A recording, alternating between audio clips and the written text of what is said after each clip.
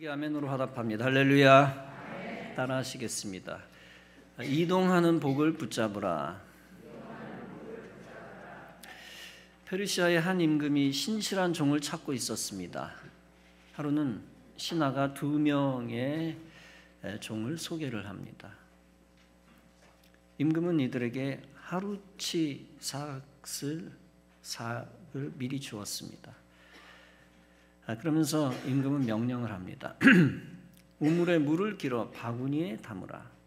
그리고 그것을 항아리에 옮겨 담으라. 2 종은 물을 항아리에 붓기에 노력을 다했습니다. 그러나 물이 바구니 아래로 다 흘러내렸습니다. 그래서 항아리에 물이 옮겨 담겨지지를 않았습니다. 한 사람은 이렇게 생각했습니다. 어떻게 이렇게 의미 없는 일을 시킬 수 있단 말인가? 시간 낭비다. 이렇게 불평을 터뜨리면서 돌아갔습니다. 다른 한 사람은 이렇게 생각했습니다.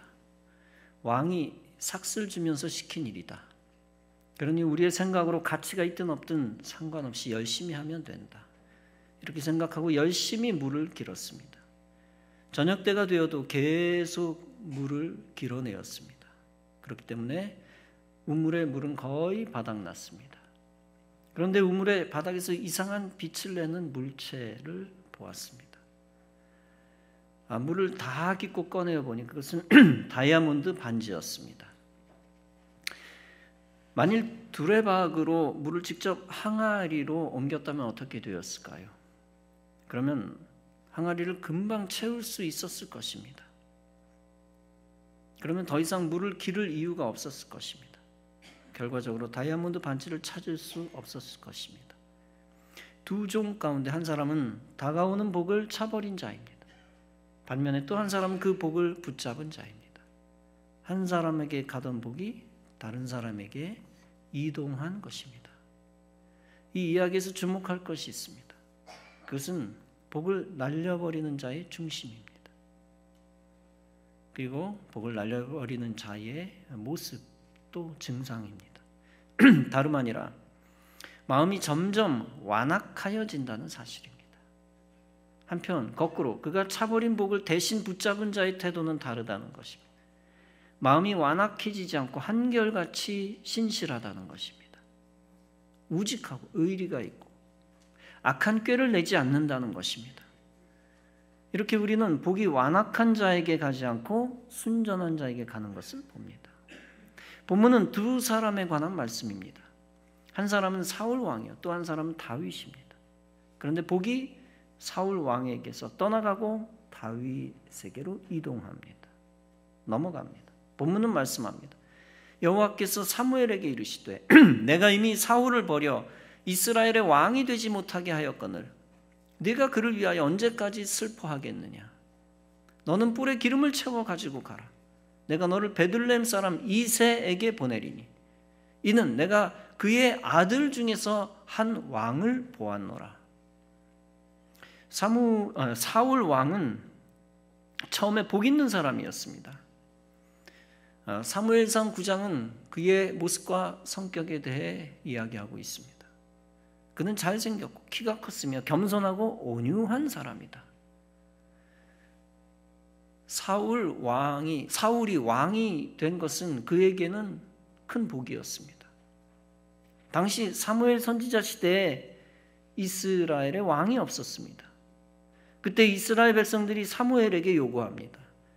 우리도 이방 나라처럼 왕이 필요합니다. 왕을 주십시오. 사무엘이 하나님의 심정을 전달합니다. 왕은 너희들을 억압하고 착취할 것이다. 그때 너희들이 후회하고 나에게 부르짖을 것이다.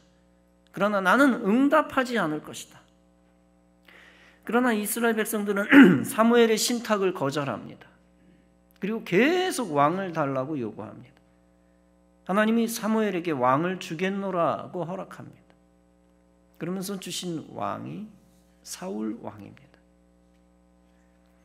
사울이 왕이 되기 전의 일입니다. 사울의 아버지 기스가 암나귀를 잃어버렸습니다. 기스가 아들 사울에게 부탁합니다. 너는 종 한 사람을 데리고 일어나 가서 그 암나귀를 찾으라. 사울이 명을 받들어 암나귀를 찾아 온 땅을 다닙니다. 그러나 찾지 못합니다. 그때 종이 사울에게 말합니다. 이 성에 하나님의 사람이 한 사람 있습니다. 그는 존경받는 사람입니다. 그가 말하는 것은 반드시 다 이루어집니다. 그러니 우리가 거기로 가십시다. 그렇게 하여 그들이 사무엘 선지자를 만나게 됩니다. 그런데 하나님은 이미 사무엘에게 말씀해 놓으신 바 있습니다. 내가 베냐민 땅에서 한 사람을 네게 보낼 것이다. 너는 그에게 기름을 부어 내 백성 이스라엘의 지도자로 삼으라. 그리하여 그가 내 백성을 블레셋 사람들의 손에서 구원할 것이다. 사울이 사무엘 선지자를 만났을 때 말합니다. 나는 이스라엘 지파 중에서 가장 작은 베냐민 지파 사람이 아닙니까? 또 나의 가족은 베냐민 지파 가운데서도 가장 미약합니다. 그런 겸손한 사울에게 사무엘이 기름을 붓습니다. 결국 사무엘은 백성들을 미스바로 불러 모아 사울이 왕임을 선포합니다. 그런데 그때도 사울은 겸손하여 짐들 사이에 숨습니다. 사울은 길르앗 야벳 사람들의 요청을 들어주어 암몬을 격퇴합니다. 그로 인하여 백성들의 마음을 얻어 전격적으로 왕으로 즉위합니다. 이렇듯 사울은 하나님의 계획 속에서 복을 받은 자였습니다. 암나귀를 잃은 사건도 사울에게 복이 되었습니다. 그의 좋은 외모와 겸손한 성품도 하나님이 주신 복이었습니다. 그러나 장차 사울은 사악한 폭군이 되어갑니다. 이미 하나님의 영이 사울을 떠났다라고 기록했습니다. 하나님의 영이 사울을 떠나니까 악신이 사울을 괴롭혔습니다. 하나님은 사울을 피하시고 새 왕 다윗을 선택하십니다. 사무엘은 왕이 될 사람을 찾아 기름을 부으려고 베들레헴으로 갔습니다. 사무엘은 이새의 첫째 아들이 왕이 될 사람이다 라고 착각을 합니다. 그러나 하나님은 사무엘에게 말씀합니다. 내가 보는 것은 사람과 같지 아니하다. 사람은 외모를 보지만 나 여호와는 중심을 보느니라. 그러면서 가장 막내이고 하찮게 여겨졌던 다윗을 택하십니다. 그 하나님의 뜻을 따라 사무엘은 다윗에게 기름을 붓습니다. 형들을 제치고 막내가 왕이 된다고 하는 것은 당시 파격입니다. 그것은 하나님의 주권을 보여주는 것이었습니다. 그 하나님의 주권에 따라 복은 사울에게서 다윗에게로 넘어갑니다. 사울의 입장에서는 엄청난 복을 차버린 것입니다. 다윗의 입장에서는 이동된 그 엄청난 복을 붙잡은 것입니다. 이 사울과 다윗의 이야기를 통해 우리가 얻는 교훈이 있습니다. 그것은 하나님의 복은 많은 경우에 이동한다는 것입니다. 그것은 사명과도 연관이 있습니다. 귀중하고 큰 사명, 다스리는 사명은 하나님이 주신 복입니다. 그런데 사람의 마음이 완악해져 가기 시작하면 그 복이 떠난다는 것입니다. 믿음 버리고 불신앙 갖고 하나님을 대적하면 복이 떠난다는 것입니다. 받은 복이 귀중한 거 모르고 교만하면 하나님의 복이 떠나간다는 겁니다. 특히 순전했던 초심을 잃어버리고 마귀의 마음을 가지면 멸망한다는 것입니다. 성경에 보면 사울은 수많은 의인을 죽이고 불순종하고 하나님을 대적했습니다. 그런 잔인한 행동을 많이 할수록 복은 떠나고 저주받는다는 것을 우리는 알 수 있습니다. 그리고 떠난 복은 다시 하나님께 합한 자에게 이동되어 간다는 것입니다. 성경은 다윗을 하나님께 합한 자라고 기록을 했습니다. 그는 법궤를 사랑했고 성전을 사랑했고 예루살렘을 사랑했습니다. 그로 인하여 하나님은 그를 이스라엘에서 가장 위대한 왕으로 삼으셨습니다. 하나님은 그를 통하여 통일 이스라엘을 만드시고 영광을 받으셨습니다. 첫째, 이것은 하나님의 큰 계획과 섭리 속에서 이루어진 사건입니다. 둘째는 복받을 자격이 없는 자에게서 하나님이 복을 빼앗으신 사건입니다. 셋째는 복을 받기 합당한 자에게 하나님이 복을 주신 사건입니다. 우리는 항상 복을 받을 만한 자가 되어야 합니다. 우리의 마음이 사울처럼 되지 않도록 해야 합니다. 불순종하여 사명을 차버리는 일이 없어요. 그 사명을 외면하는 길이 복을 버리는 길입니다. 반대로 우리는 하나님에 대한 첫사랑을 버리지 말아야 합니다. 어떤 환난이 와도 하나님을 사랑하며 하나님의 영광만을 위해 살아야 합니다. 사명이 주어지면 순종하여 믿음으로 받고 충성해야 합니다. 그러면 그 사명으로 인하여 넘치는 복을 받을 것입니다. 귀한 사명을 가지고 있다면 그 사명을 쉽게 놓지 말아야 합니다. 고달픈 사명, 희생하는 사명이라도 붙들고 있어야 합니다. 그 사명을 버린 후 다른 사람에게 넘어갔을 때 홀가분해하지도 말 것입니다. 오히려 사명 잃어버릴까 봐, 빼앗길까 봐 신경 쓰면서 붙들어야 합니다. 그 사명이 축복이기 때문입니다. 또한 다가오는 사명을 회피하려고 온갖 핑계를 대지도 말아야 합니다. 이를테면 선교회장이나 속장을 해야 하는 상황입니다. 그런데 온갖 구실을 대며 도망갑니다. 내 삶에 여유가 생기고 좀 한가해지면 5년 후에, 10년 후에 하겠습니다. 그러나 그렇게 미루고 책임 떠넘기려고만 해서 과연 복이 임했나요? 오히려 더 큰 축복을 받을 기회를 차버리는 것입니다. 예수님이 달란트 비유를 하셨습니다. 그 비유 이야기 속에서 주인이 나오는데 주인은 하나님을 의미합니다. 주인이 세 종에게 달란트를 나누어 주었습니다. 아시다시피 한 사람에게 5달란트, 또 한 사람에게 2달란트를 나누어 주었습니다. 세 번째 사람에게 1달란트를 주었습니다. 맡겼습니다. 5달란트, 2달란트 받은 사람은 최선을 다해 일했습니다. 그들은 각각 가진 것만큼 더 이윤을 남겨 주인에게 가져왔습니다. 그러자 주인이 그들에게 말합니다. 잘하였다. 너는 과연 착하고 충성스러운 종이다. 네가 작은 일에 충성을 다하였으니 이제 내가 큰 일을 너에게 맡기겠다. 자, 와서 네 주인과 함께 기쁨을 나누어라. 그런데 1달란트 받았던 사람은 그것을 땅에 묻었습니다. 그리고 주인이 돌아올 때 그것을 그대로 꺼내 보여주었습니다. 그러자 주인은 그 종에게 호통을 칩니다. 너야말로 악하고 게으른 종이다. 내가 심지 않은 데서 거두고 뿌리지 않은 데서 모으는 사람인 줄로 알고 있었느냐? 그렇다면 내 돈을 돈 필요한 사람, 돈 필요하여 쓸 사람에게 구워 주었다가 내가 돌아올 때 그 돈에 이자를 붙여서 돌려받는 것이 차라리 낫지 않았겠느냐? 여기까지는 종의 실책에 관한 진술입니다. 그런데 중요한 것은 주인의 다음과 같은 판결입니다. 여봐라, 저자에게서 1달란트 빼앗아 10달란트 가진 사람에게 주어라. 이 쓸모없는 종을 바깥 어두운 곳에 내쫓아라. 거기서 슬피 울고 가슴을 치며 통곡할 것이다. 이 판결에서 우리가 알 수 있는 신앙적 교훈이 있습니다. 그것은 마음이 완악한 종은 복을 차버리고 벌을 받았다는 것. 반면에 마음과 행동이 신실한 종은 칭찬과 상을 받았다는 것입니다. 특히 이동하는 복을 붙잡았다는 것입니다.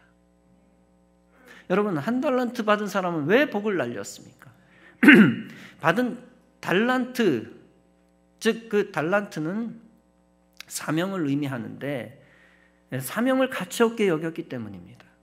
그는 처음부터 주인에 대해 불만이 많은 사람이었습니다. 그리고 주인이 명령한 것으로 인하여 시험 들고 실족했던 사람이었습니다.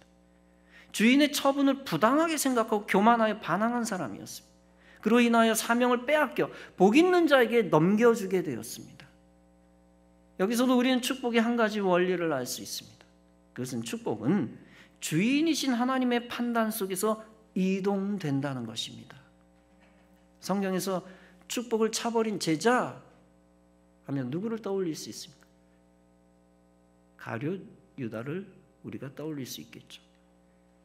그의 특징도 불신과 완악함과 예수님에 대한 불만입니다.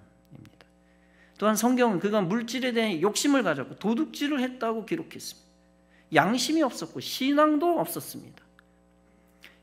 제자라지만 제자직에 대한 가치도 모르고 있었습니다. 그 사명이 가치 있는 줄도 몰랐습니다.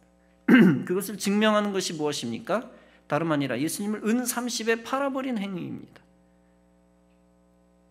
그 행태가 잘못되었고 가치관이 삐뚤어졌으니 제자직을 우습게 여긴 겁니다. 또한 영적 스승을 돈보다 못한 존재로 여긴 것입니다. 따라서 그는 복음커녕 저주를 받게 되었습니다. 하나님은 가룟 유다가 빠졌다고 해서 11 제자로 남기시지 않았습니다. 어떤 면에서 다시 12의 모습을 다시 갖추셨습니다.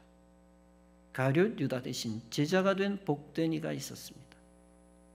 다름 아니라 마띠아라는 사람입니다. 사도행전 1장은 말씀합니다. 그들이 기도하여 이르되 묻 사람의 마음을 아시는 주여 누가 주님께 택함 받아 봉사와 및 사도의 직무를 대신할 자인지를 보이시옵소서. 유다는 이 직무를 버리고 제 곳으로 갔나이다 하고 제비를 뽑아 마띠아를 얻으니 그가 11사도의 수에 들어가니라. 여기서 제 곳이라고 하는 건 주석가들은 지옥이라고 보기도 합니다. 사도의 결원을 채웠다는 것은 축복이 이동되었다는 뜻입니다.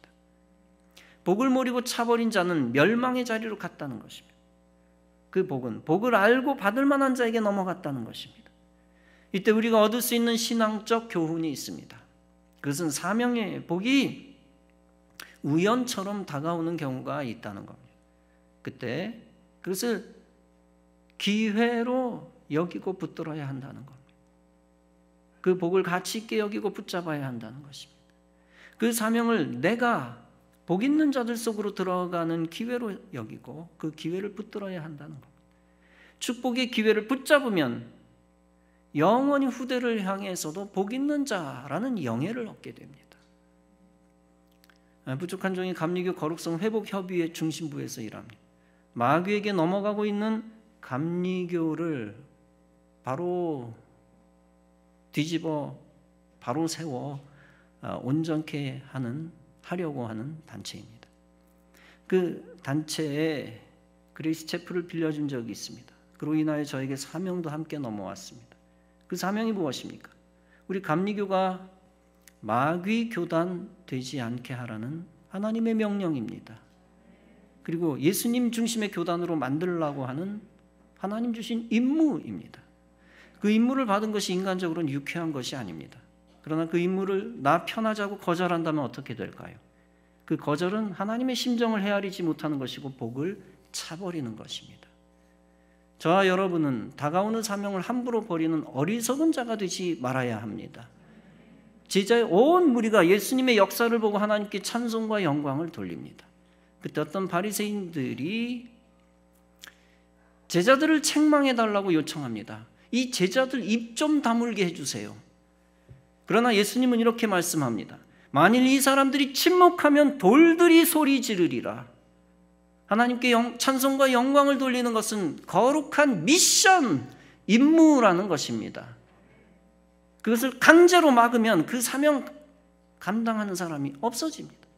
그렇다고 해서 그 사명이 끝장나는 것이 아니라는 것입니다. 하나님은 사람 대신 돌들이 소리 지르게라도 하신다는 것입니다. 그로 인하여 거룩한 미션이 죽지 않게 하신다는 것입니다. 이것은 강력한 비유의 말씀입니다. 사람이 사명을 거부하고 하나님의 뜻이 망가지고 끝장나는 것이 아니라는 것입니다. 반드시 그 사명의 축복은 누군가에게 넘겨져서 하나님의 역사가 이어진다는 것입니다. 이와 같은 믿음 가지고 축복이 사명이 다가올 때 그 사명을 붙드시기 바랍니다. 그로 인하여 사명을 통해 주시는 축복을 받으시기 바랍니다. 구약에서 장자로 태어나는 것 자체가 복입니다. 그런데 그 복을 차버린 사람이 있는데 다름 아니라 에서입니다. 에서는 야곱의 형입니다. 원래는 자연스럽게 장자 에서가 축복의 계보를 이어갑니다. 그러나 안타깝게 에서는 장자의 축복을 가볍게 여겼습니다. 장자의 축복을 팥죽 한 그릇에 팔아버렸습니다. 사실 장자의 축복이 땅 문서처럼 보이는 문서가 아닙니다. 따라서 에서는 음식 하나로 매매가 안 된다고 착각을 했을 것입니다. 그러나 하나님은 에서의 중심을 아시고 그에게서 장자권을 제거하십니다. 그리고 그 장자권을 사모하는 야곱에게 장자권을 넘겨주십니다. 결국 야곱은 장자권의 축복을 받고 메시아의 계보를 이어갑니다. 여기서 우리가 인정해야 할 것이 있습니다. 그것은 주님이 나에게 주시는 사명의 복은 지구상에서 유일한 것이다 라고 하는 믿음입니다. 그 사명이 축복을 받는 유일한 통로라고 하는 믿음입니다. 그 믿음 가지고 축복의 사명을 놓치지 말고 붙들어 복을 받으시기 바랍니다. 바사, 즉 페르시아, 바사 왕 아하수에로의 아내 와스디가 있었습니다. 당시 왕이 인도부터 에티오피아까지 127주를 다스렸습니다. 그는 각 나라 사람들을 불러 여러 날 궁정잔치를 베풀었습니다. 그때 왕은 왕비 와스디가 여왕의 관을 쓰고 왕 앞으로 오게 했습니다. 아내의 아름다움을 자랑하기 위해서였습니다. 그런데 왕비가 그 명령에 불복종했습니다. 그 이유를 정확히 알 길은 없습니다. 여러 설이 있지만 어찌됐건 그것은 왕비 와스디가 왕을 멸시한 선례를 남긴 것입니다. 그로 인하여 왕비는 왕비직에서 폐위되었습니다. 와스디에 이어 왕비가 된 사람은 다름 아니라 에스더입니다. 결과적으로 고아였던 에스더에게 복이 넘어온 것입니다. 사촌 모르드게는 하나님의 뜻을 선포합니다. 네가 왕후가 된 것은 이때를 위함이 아니냐. 즉 하만의 악행으로 유대인이 몰살될 위기에 처한 때입니다. 인종청소 당할 절대절명의 위기 속에 있었던 때입니다. 에스더는 왕궁에서 개인의 사리 사욕을 차리지 않았습니다. 오히려 죽으면 죽으리라는 순교 정신으로 거사를 이루었습니다. 지혜롭게 하만의 흉계를 왕에게 알립니다. 그로 인하여 하만은 교수대에서 처형되었습니다. 사촌 모르드게는 왕 다음 가는 인물이 되어 바사 127도를 다스렸습니다. 이 에스더서가 보여주는 교훈이 있습니다. 그것은 복을 차버리는 사람은 자기 위치의 가치를 모른다는 겁니다. 그리고 복을 차버리기 전에 증상이 나타나죠. 완악해지고 반역한다는 것입니다. 반대로 그 복은 복받아야 하는 자, 사명 있는 자에게 넘어간다는 것입니다. 또 한 가지 교훈이 있습니다. 그것은 대신 받은 복은 개인용이 아니라 교회와 기독교와 국가용이라는 것입니다. 복이 사명과 연결되지 않으면 폐위된다는 것입니다. 반대로 복이 사명과 연결되면 복된 자리를 지키게 된다는 것입니다. 그로 인해 하나님의 뜻이 이루어진다는 것입니다. 따라서 무엇인가 넘겨받은 복이 있다면 반드시 결심해야 합니다. 하나님, 나에게 넘겨주신 복을 하나님 나라를 위해 사용하겠습니다 라는 결심입니다. 그렇게 결심한 여러분들을 하나님이 더욱 귀히 여기시고 책임지실 것입니다. 나사로의 누이이면서 마리아의 언니 마르다가 있었습니다. 마르다와 마리아는 예수님의 사랑을 많이 받은 자들이었습니다. 어느 날 마르다는 예수님이 자기 집에 오신다는 얘기를 듣습니다. 마르다는 마리아보다 먼저 나가 예수님을 맞이했습니다. 예수님을 위한 잔치에서 시중을 들었습니다. 한편 여동생 마리아는 예수님의 발치에 앉아 말씀을 듣습니다. 예수님의 말씀을. 마르다는 여동생이 못마땅했습니다. 따라서 예수님께 따졌습니다. 주님, 내 동생이 시중 드는 일을 나만 하게 하는데 주께서 개의치 않으십니까? 마르다의 의도는 자기 일이 가장 중요하다는 얘기입니다. 그러자 주님이 마르다에게 말씀하십니다. 마르다야, 네가 많이 염려하고 걱정하는구나. 그러나 필요한 것은 오직 한 가지뿐이다. 마리아가 옳은 것을 선택했으며 결코 마리아가 그것도 빼앗기지 아니할 것이다. 즉 예수님의 판단은 무엇입니까? 육신의 양식보다 중요한 것은 영적 생명의 양식이라는 것입니다. 그 사실을 알고 그것을 취하는 행동이 복을 받을 만한 행동이라는 겁니다. 그 복이 마르다에게 온전히 임하지 않고 마리아에게 임하고 있다는 것입니다. 마리아에게 임한 복을 마리아가 빼앗기지 않을 것이다 라고 했습니다. 바로 그런 복을 마르다 너도 받으라는 겁니다. 다시 말해 가치관의 변혁을 일으키라는 것입니다. 인본주의를 버리고 신본주의를 붙잡으라는 것입니다. 그렇게 하여 진정 복을 받고 그 복을 빼앗기지 말라는 것입니다. 사랑하는 성도 여러분, 말씀을 마무리합니다. 성경 인물들을 통하여 여러분들은 축복의 원리를 깨닫고 붙잡으시기 바랍니다. 불순종과 어리석음으로 주어진 복이 떠나가거나 넘어가지 않게 하시기 바랍니다. 반대로 순종과 옳은 믿음으로 주어진 복을 지키고 주님이 복을 넘기실 때 넘어오는 축복도 받으시기 바랍니다.